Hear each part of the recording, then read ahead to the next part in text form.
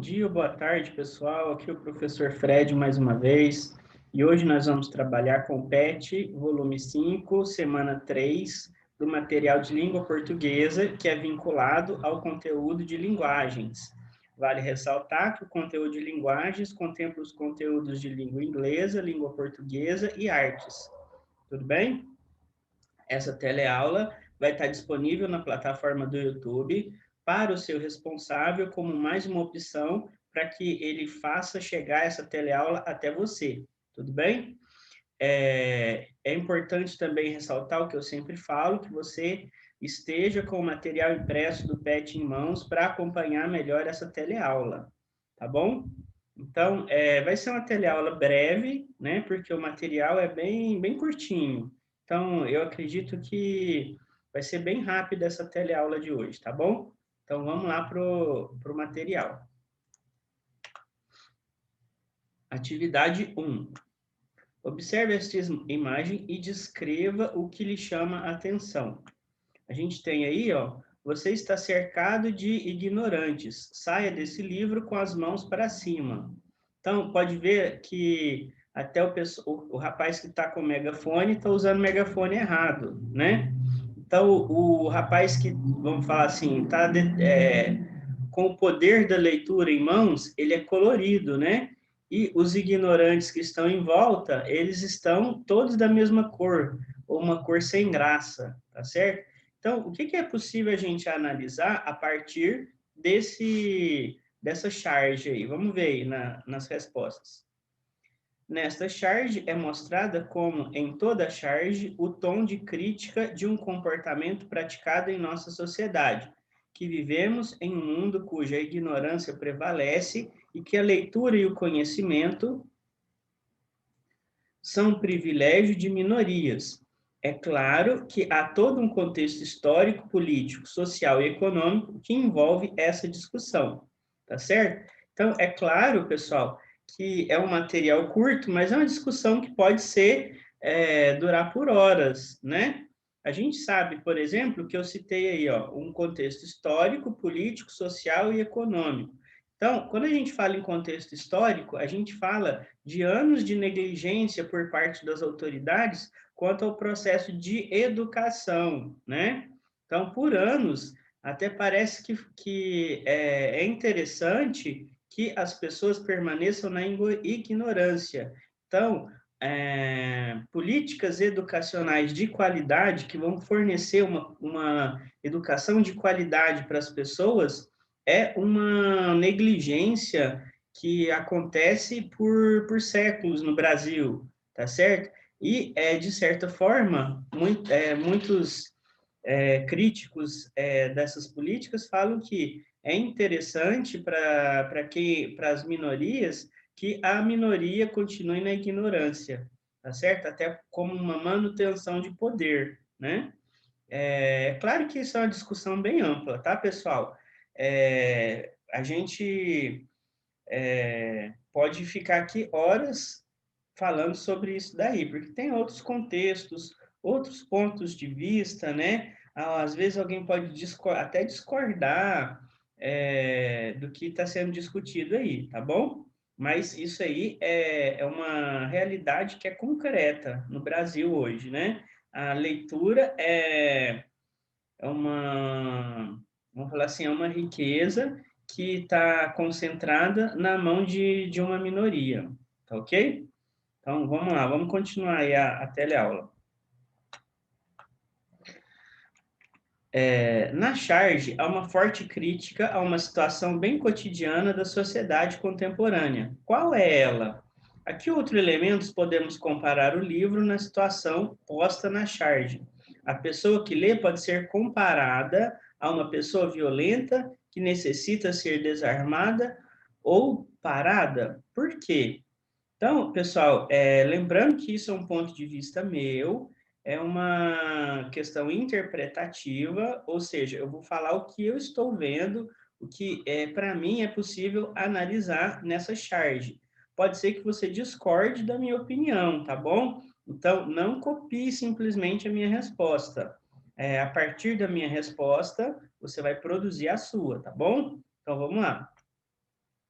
Como dito na última resposta, a forte crítica da charge gira em torno do privilégio da leitura e do conhecimento que é legado apenas a uma minoria da sociedade. É claro que dentro dessa má distribuição da leitura e do conhecimento, assim como a má distribuição de renda, há interferência de todo o contexto histórico, político, social e econômico. No Brasil, são anos que se é praticada uma péssima política de educação. Na verdade, não há políticas de educação de qualidade no Brasil, e isso é histórico. Talvez seja importante para alguns que o brasileiro continue na ignorância. Como no ditado popular, conhecimento é poder, talvez a pessoa que lê, por se empoderar de conhecimento, seja uma ameaça à ignorância que predomina na maioria da população. Então, isso aí vale lembrar, é uma opinião minha, tá, pessoal? Não quer dizer que essa minha resposta seja a única resposta correta e que a opinião de vocês, se for diferente dessa daí, esteja errada, tá certo? Então, não, essa é simplesmente a minha opinião, tá ok? Então, vamos continuar aí. Atividade 2. Por que estou branco no comercial da Caixa?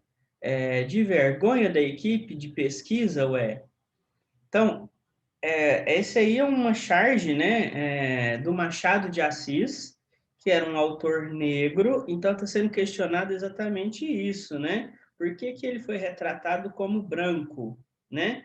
Historicamente, por exemplo, a gente sabe que a etnia do povo de Israel na região do que hoje é a Palestina, Israel, a etnia estava longe de ter a pele clara, o cabelo loiro e os olhos claros, né? Mas Jesus Cristo, em muitas obras de arte, ele é retratado de loiro, de olhos claros e de pele clara. E isso aí não é uma inverdade, né? Ainda mais pelas características da época de Jesus na região de Israel. Tá ok? Jesus não era branco de olhos verdes, loiro de olhos verdes. Isso aí é uma tendência que a gente vai ver aí no exercício da imposição da cultura branca, tá certo? Vamos ver aí o que ele propõe aí na atividade do PET, tá bom? A partir da leitura desse texto acima, em forma de charge, gostaria que me comentasse acerca do que seria essa chateação de Machado de Assis. No Brasil, há um apagamento do pertencimento étnico de pessoas importantes, assim como há uma propaganda exagerada de que as pessoas que deram certo são brancas.